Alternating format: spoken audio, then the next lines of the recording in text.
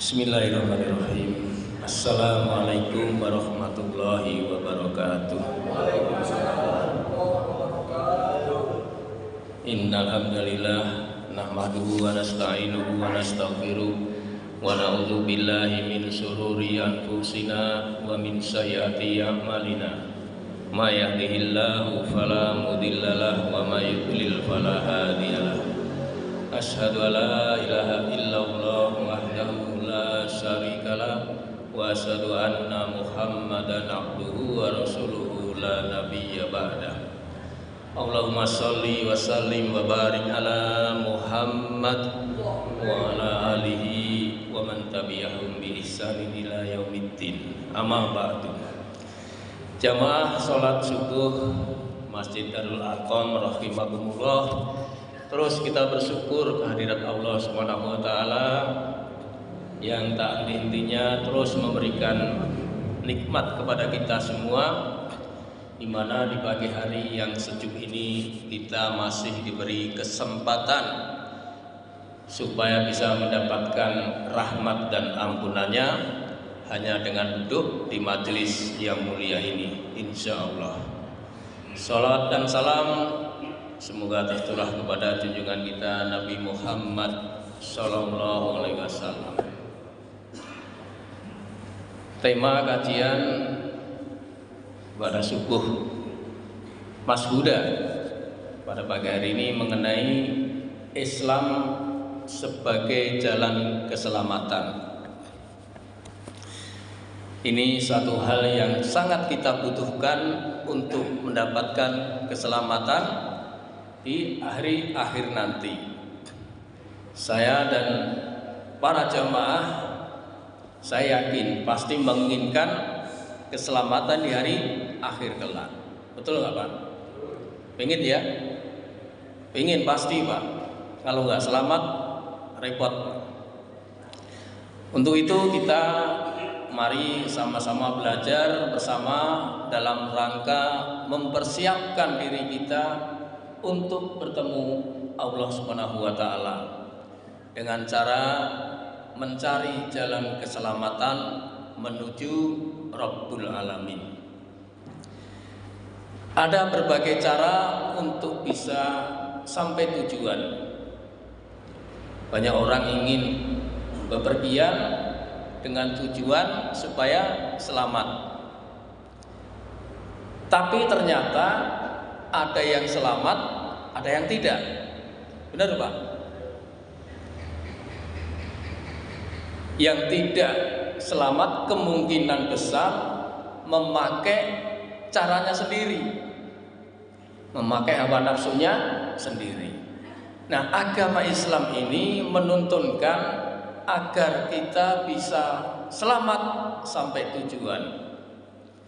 Maka tentu harus memulai dengan niat dan memenuhi beberapa syarat. Harus punya kendaraan yang khas. Ini yang menjadi syarat utama. Juga dilengkapi dengan petunjuk, yaitu buku pedoman, sehingga tahu arahnya dan tahu tujuannya. Saya ilustrasikan begini Pak. Seandainya orang itu ditakdirkan untuk menjadi driver, entah itu driver pribadi atau driver online, kemudian mendapat penumpang atau minta diantar kemana ya? Ke Bogor itulah misalnya ya. Kira-kira apa yang terlintas pertama kali sama driver tersebut Pak? Kira-kira mana? Lewat jalan mana gitu ya? Yang nggak macet kira-kira mana gitu? Kalau dari Pamulang sini ke Bogor kan banyak sekali alternatifnya. Jalannya banyak. Bisa lewat Parung, bisa lewat mana? Jalan Raya Bogor, bisa lewat kampung rambutan. Nah, bagi yang pakai roda 4 bisa lewat tol yang baru nih, Jeneris Tepong, atau lewat jalan tol Simatupang. Ini kan banyak banget alternatifnya. Nah, ini jalan-jalan ini di dalam agama disebut dengan sabila. Bapak kalau baca Al-Quran kan ada itu, fi sabilillah wala taqulu lima yuqtalu fi sabilillah, itu artinya jalan. Lalu drivernya tadi nanya, sampai sana jam berapa? Dikatakan mungkin jam 9 karena sekarang jam 7 lah misalnya gitu. Maka sampai sana jam 9 itu berapa speednya? Berapa kecepatannya? Mau kenceng atau mau sedang atau mau pelan? Nah, ini speed ini, kecepatan ini, cara-cara ini dalam agama disebut dengan torik. Jadi tadi ada sabila, terus kemudian cara berjalannya yaitu torik. Terus kita mau ambil jalan yang mana? Yang lurus atau yang belok-belok? Kebanyakan yang lurus ya Pak ya, pengennya yang cepat. Nah, ini jalan yang lurus ini adalah disebut dengan sirot, sirotol mustaqim, jalan yang lurus. Tiga-tiganya memang ini jalan Pak, baik sirot maupun torik maupun sabila. Ya, akan tetapi ini uniknya Pak. Ini menjadikan kita adalah jalan atau cara kita untuk menuju sampai tujuan. Nah, sekarang kita ini Pak, sebagai orang umat muslim ini mau bergerak, berjalan kemana? Kita nanti akhirnya kemana Pak? Akan kembali kepada Allah. Karena semua urusan dikembalikan kepada Allah. Wa ilahi turja'ul umur. Untuk bisa kembali ke jalan Allah, tentu harus melalui jalan ketiganya tadi Pak, supaya selamat. Kalau nggak selamat, nggak sampai. Karena nanti di akhirat hanya ada dua, yang selamat di surga, yang nggak selamat di neraka. Yang kita pilih adalah jalan keselamatan untuk sampai ke surga. Jangan sampai kita tidak selamat, naudzubillah min dzalik. Maka kita butuh suatu kendaraan yang khas. Apa kendaraan kita untuk menuju ke Allah ini Pak? Yaitu Islam itu. Kendaraan kita itu adalah Islam.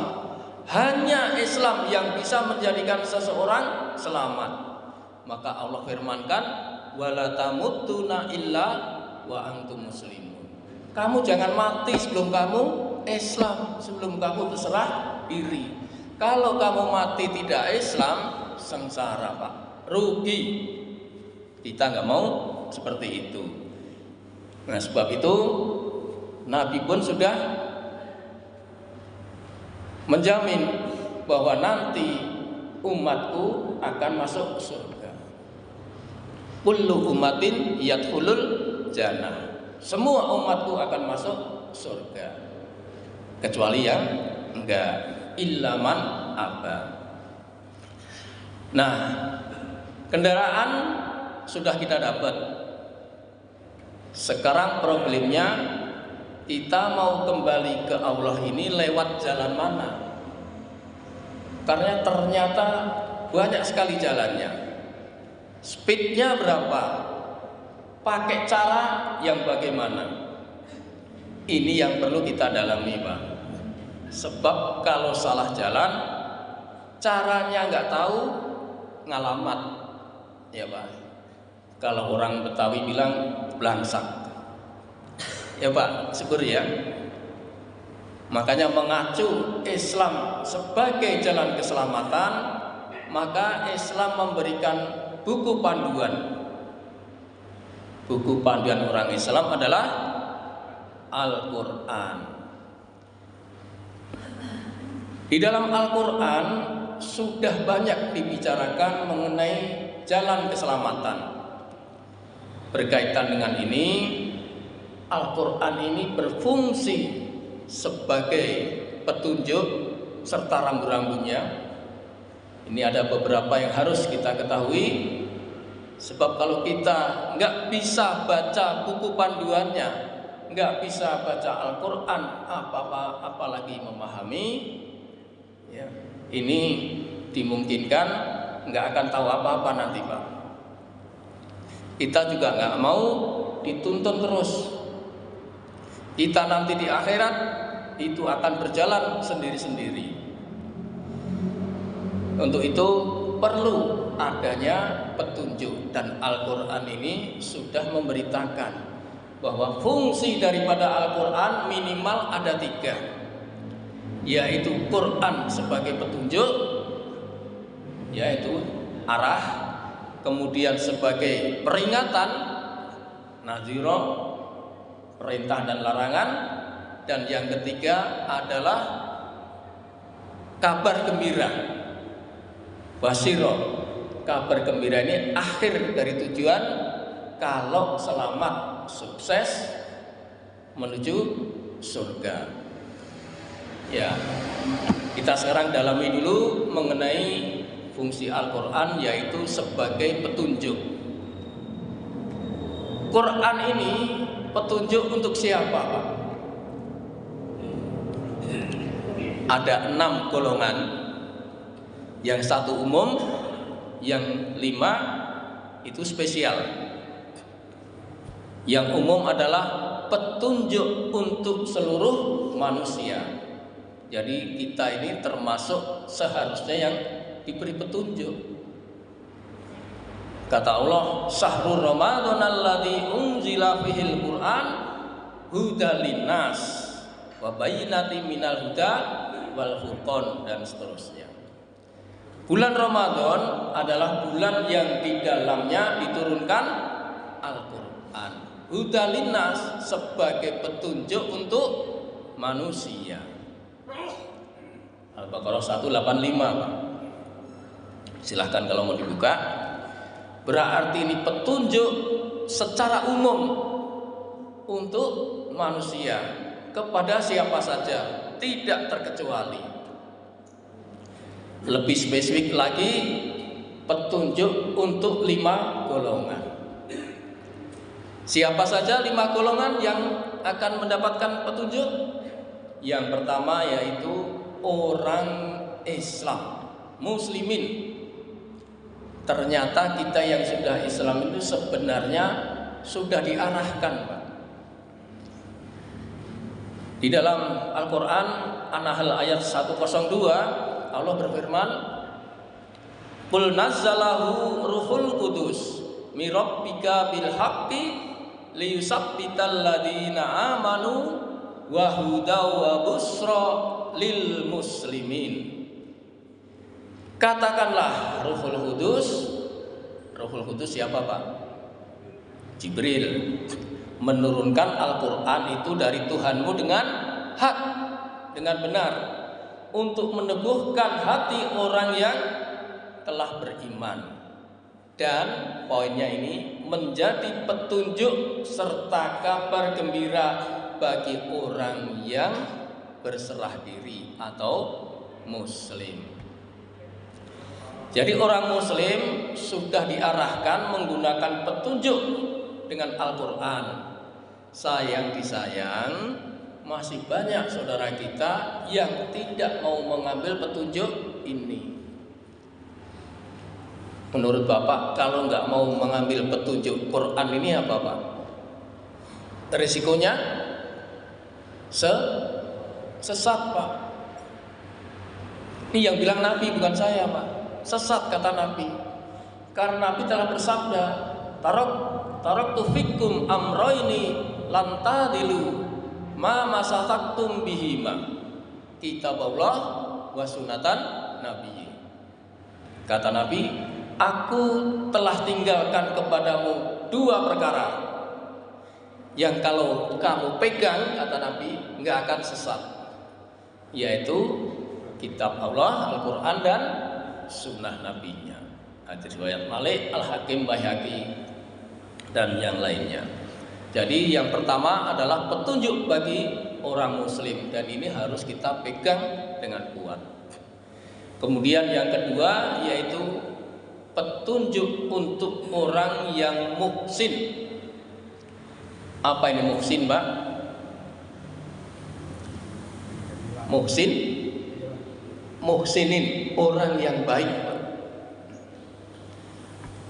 Orang yang baik. Kata Allah, Alif Lam Mim, tilka ayatul kitabil hakim.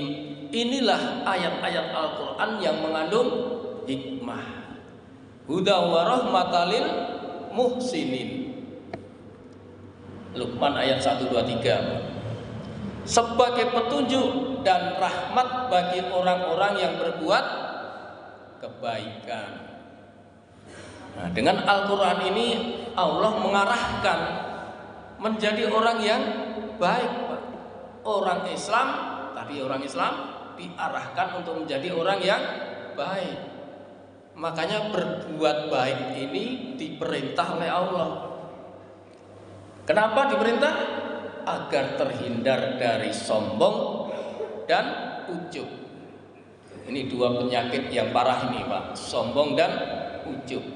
Padahal orang sombong itu dipastikan walaupun sedikit ada di dalam hati manusia enggak akan masuk surga. Maka diperintahkan untuk berbuat baik. La yadkhulul jannah man kana fi qalbihi misqalu dzarratin min kibrin. Tidak akan masuk surga siapa saja yang di dalam hatinya masih ada sekecil kesombongan. Jadi itu untuk terhindar dari sombong dan ujub ini, maka diperintah untuk berbuat baik. Mana perintah untuk berbuat baiknya? Di antaranya banyak, Pak. Tapi di antaranya yang saya ambil adalah di surat An-Nisa ayat 36. Allah berfirman, wa'budullaha wa la tusriku bihi syai'a wa bil walidaini ihsana, dan seterusnya. Kata Allah, dan sembahlah Allah dan janganlah kamu mempersekutukan dengan sesuatu apapun. Dan berbuat baiklah. Berbuat baik, perintah dari Allah kepada siapa? Kepada kedua orang tua, karib kerabat, anak-anak yatim, orang miskin, tetangga dekat atau tetangga jauh, teman sejawat, ibnu sabil, dan hamba sahaya yang kamu miliki. Sungguh Allah tidak menyukai orang yang sombong dan ujub atau membanggakan diri. Jadi diperintah orang Islam itu untuk berbuat baik. Kalau toh tidak bisa berbuat baik, minimal jangan berbuat jahat. Itu juga sudah masuk kebaikan. Kemudian yang ketiga yaitu tadi udah Islam, kemudian orang baik. Sekarang Al-Quran ini petunjuk untuk orang yang yakin. Siapa orang yang yakin ini? Kata Allah, hada basairu linnasi wa huda wa rahmatul liqaumi yuqinun. Al-Quran ini adalah pedoman bagi manusia. Nah, informasi dari Allah, petunjuk dan rahmat bagi kaum yang meyakini. Sebab walaupun sudah ada Al-Quran, ada saja orang yang tidak yakin. Ada ya, Pak ya? Ada Pak. Nah, apa sih maksud yakin ini apa Pak? Kita yakin. Tadi petunjuk bagi orang yang meyakini. Yakin ini apa? Ya, percaya. Iya. Betul Pak, merasa yakin, merasa percaya. Contohnya Pak, supaya jelas nih yakinnya apa ini. Contohnya misalnya gini Pak, kalau di depan kita ada kebakaran Pak, kebakaran besar, kira-kira kita mau masuk ke rumah itu nggak Pak? Mau masuk nggak? Masuk, gosong Pak. Nah itulah kita yakin kita nggak akan masuk karena di situ ada kebakaran. Sangat percaya. Nah ini untuk menguatkan iman seseorang. Kemudian yang keempat yaitu petunjuk untuk orang yang mukmin. Setelah petunjuk untuk orang yang Islam, untuk orang yang baik, untuk orang yang yakin, kemudian orang mukmin. Ya ayyuhan nasu qad ja'atkum mau'izatum mir rabbikum wa shifaa'u lima fis sudur wa hudaw wa rahmatul lil mu'minin. Wahai manusia, sungguh telah datang kepadamu yaitu petunjuk Al-Qur'an, pelajaran dari Tuhanmu, penyembuh bagi penyakit yang ada dalam dada. Penyakit dada tadi sombong dan ujub tadi Pak. Dan petunjuk serta rahmat bagi orang yang beriman. Petunjuk dan rahmat bagi orang yang beriman. Kalau imannya benar, pasti akan diberikan petunjuk serta rahmat. Tapi ternyata masih saja orang yang mengaku beriman tapi juga maksiat. Ada Pak? Ini harusnya kalau udah ngaku beriman jangan maksiat Pak. Karena ini bisa nanti munafik Pak. Karena hati dan perbuatannya berbeda. Ya, zaman Nabi kan ada Pak seperti itu Pak. Nah, kita sekarang diberikan petunjuk oleh Allah untuk tetap beriman, jangan sampai kita berbuat maksiat. Kemudian yang kelima yaitu petunjuk untuk orang yang bertakwa. Petunjuk untuk orang yang bertakwa.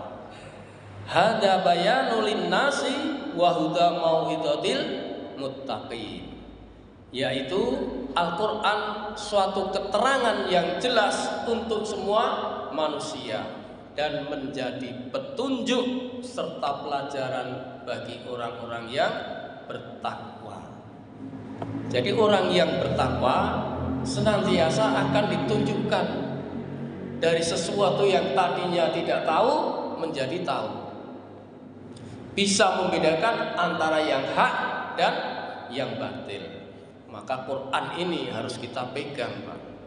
Karena di dalamnya tadi ada banyak sekali petunjuk. Nah ini petunjuk ini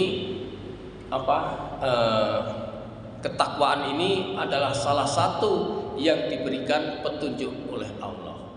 Dan salah satu bekal yang terbaik bagi kita adalah takwa. Wa tazawwadu fa inna khairan zadit taqwa.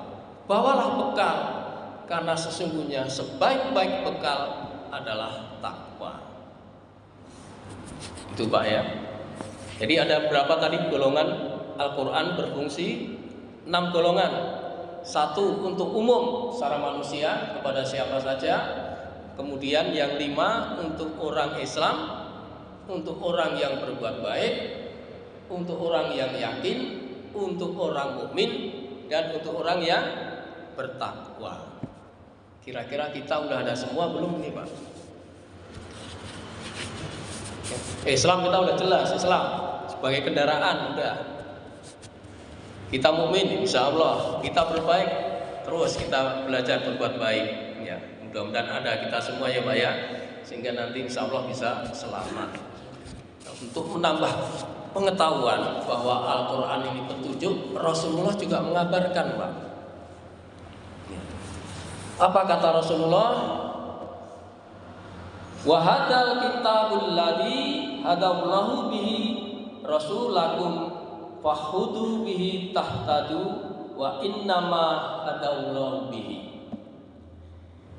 Kata Rasulullah, inilah kitab yang dengannya Allah memberi petunjuk kepada Rasul, maka ambillah kitab ini sebagai petunjuk. Niscaya kalian akan mendapatkan petunjuk, dan sesungguhnya hanya dengan kitab inilah Allah akan memberikan petunjuknya. Ya, jadi makin jelas ya Pak. Setelah diterangkan di Al-Quran, Rasulullah juga menyampaikan bahwa disuruh pegang Alkitab, yaitu Al-Quran.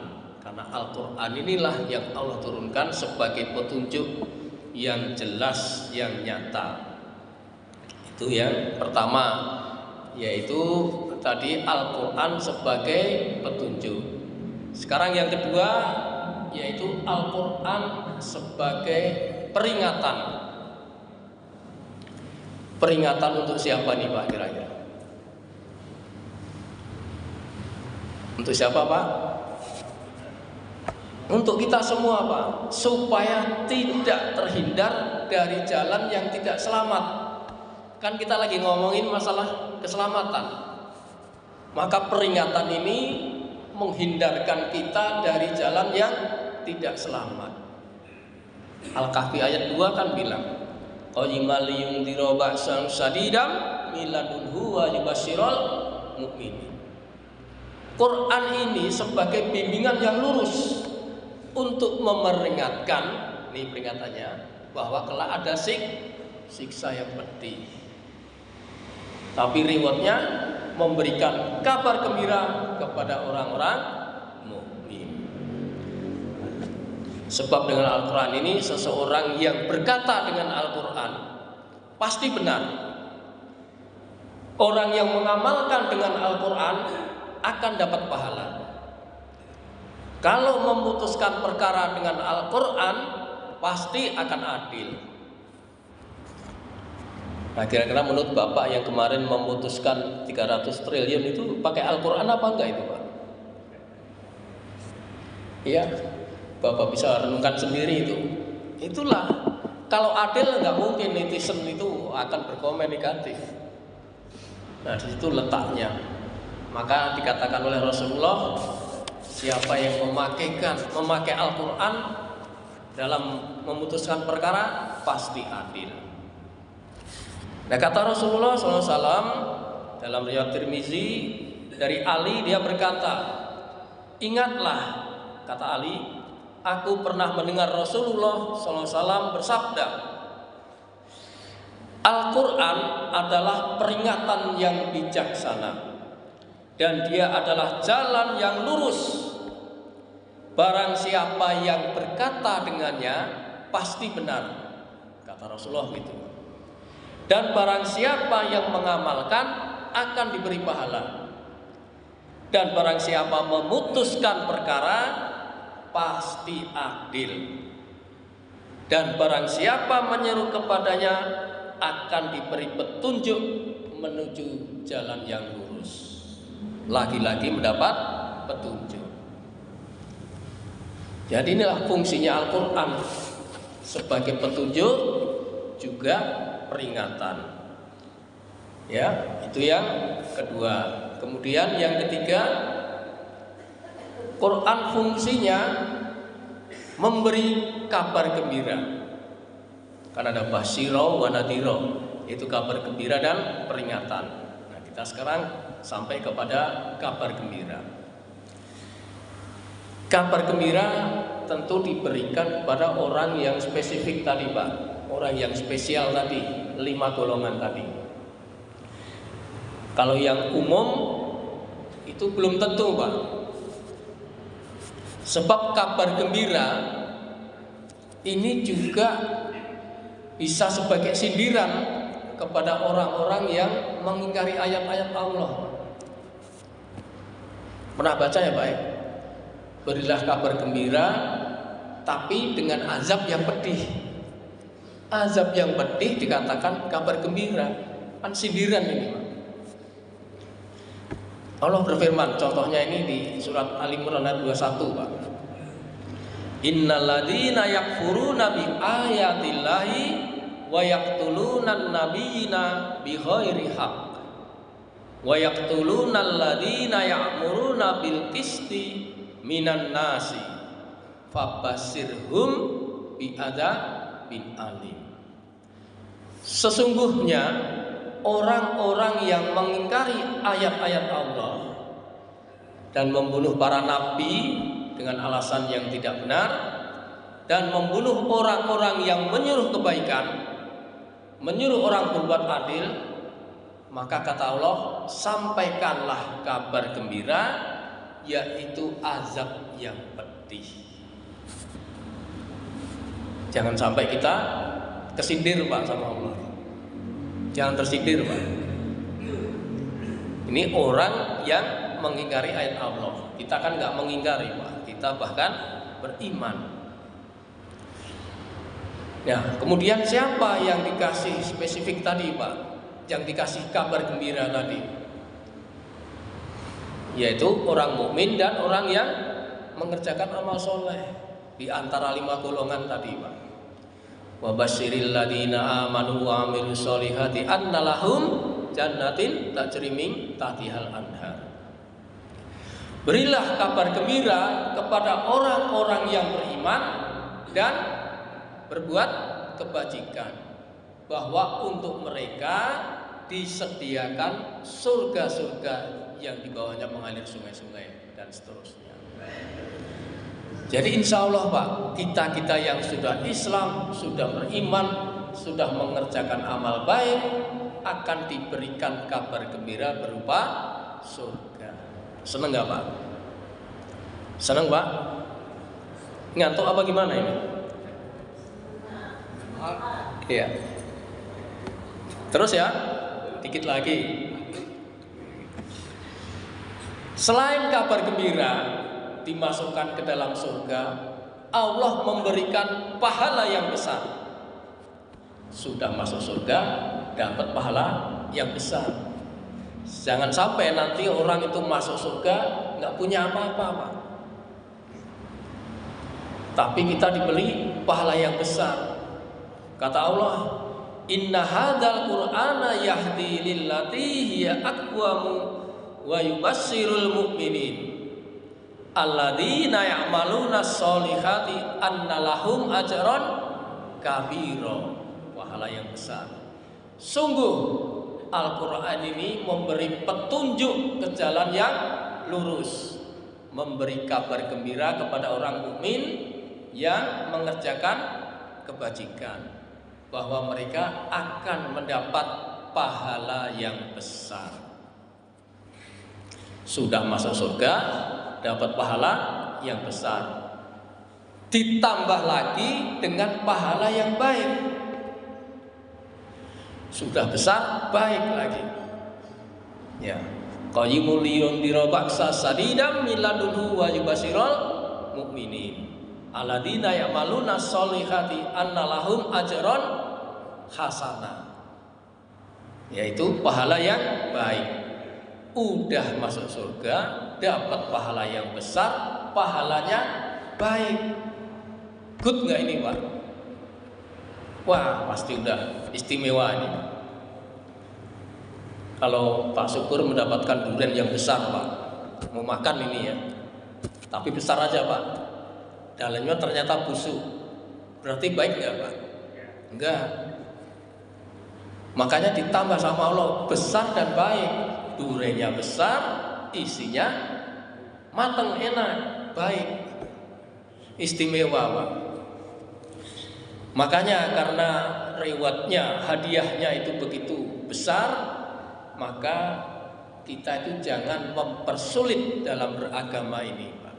Agama ini mudah, tapi jangan mudahkan. Ikutin aja tuntunan Rasulullah, copy paste itu aja. Itu akan memudahkan kita dalam menapak keselamatan. Jangan mengarang-arang, jangan mengada-ada dalam agama ini. Itu yang kadang-kadang orang berprasangka baik tetapi tidak mengikuti tuntunan. Ya. Nah, ini semua sebagai bentuk gambaran kita menuju keselamatan, yaitu 11 salam. Karena ujungnya nanti kita akan bertemu dengan Allah, bahkan melihat Allah, tidak sekedar bertemu. Kuncinya bertemu dengan Allah hanya dua, Pak. Yaitu membawa amal soleh dan jangan syirik. Al-Kahfi ayat 110 itu, Pak. Faman kana yarju liqa rabbih falyamal amalan sholihan wala yusriku bi ibadati rabbih ahada. Barang siapa mengharap perjumpaan dengan Tuhannya, maka hendaklah satu, dia mengerjakan kebajikan. Mengerjakan kebajikan yang bagaimana? Dalam tafsirnya itu mengerjakan kebajikan yang sesuai dengan tuntunan Rasul. Untuk bisa mendapatkan yang sesuai dengan tuntunan Rasul harus menuntut ilmu. Seperti di majelis ini, Pak. Pasti akan lain orang yang duduk di majelis dengan orang yang duduk di kafe. Lain nggak, Pak? Lain.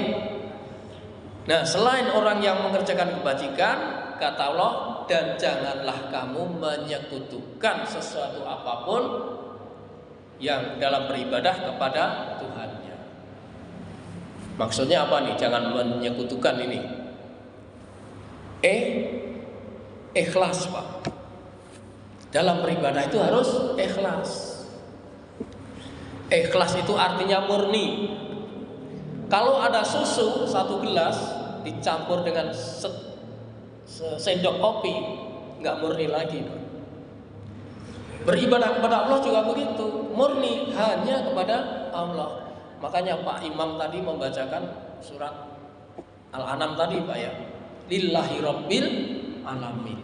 Semua hanya untuk Allah, harus ikhlas. Itu syarat untuk bertemu Allah, itu berbuat baik dan tidak menyekutukan Allah. Nah, puncak kenikmatan setelah selamat dari perjalanan yaitu nanti akan melihat wajah Allah. Mau nggak, Pak, melihat wajah Allah? Ibu mau ya? Pasti kepingin, Pak. Siapa sih Allah itu? Tapi waktu di dunia kita jangan membayangkan wajah Allah, nggak boleh, Pak. Tapi kita mengkaji sifat-sifatnya, apa ciptaannya itu, kekuasaan Allah. Tapi jangan membayangkan wajah Allah. Nanti kita akan bertemu, insya Allah bisa melihat Allah langsung. Ketika penduduk surga sudah masuk semua, maka Allah berkata, apakah kamu perlu tambahan di surga ini? Apa kata penduduk surga? Ya Allah, ini sudah nikmat yang luar biasa. Engkau masukkan kami ke dalam surga. Wahai penghuni surga, mulai saat ini aku buka hijab. Engkau bisa melihat aku. Dan Allah berfirman, mulai saat ini aku ridho kepadamu dan aku tidak akan pernah murka lagi kepadamu. Inilah kenikmatan yang kita tidak bisa membayangkan. Bayangkan, Pak, kita tidak dimurkai lagi dan tempatnya yang sangat enak sekali. Kira-kira kebayang nggak, Pak? Ya. Nah, itulah puncak daripada perjalanan kita menuju keselamatan. Setelah selamat, kita akan dipertemukan dan diperlihatkan wajah Allah. Nah, kita tarik kesimpulan bahwa untuk bisa selamat sampai tujuan, ya, itu bertemu dengan Allah, yaitu satu, menggunakan kendaraan yang khas, yaitu Islam. Sebab orang yang mencari agama selain Islam rugi.